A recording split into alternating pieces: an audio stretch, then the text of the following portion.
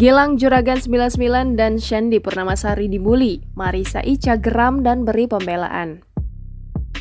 Sebagai orang yang merasa kenal dekat dengan Gilang Wedya Pramana dan Shandy Purnamasari, Marissa Ica geram atas bulian dari warganet.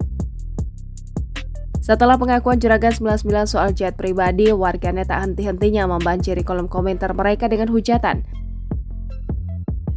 Marissa pun secara belak-belakan menceritakan soal sikap asli dari pasangan suami istri ini yang diakuinya sangat rendah hati. Tak hanya itu, Marissa menyebut bahwa Juragan 99 dan Shandy Purnamasari pernah ditipu hingga miliaran rupiah oleh orang terdekatnya.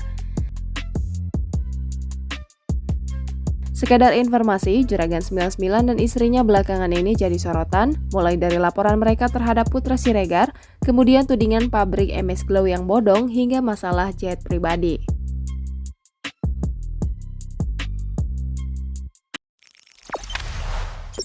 Jangan lupa subscribe, share, komen, dan like ya!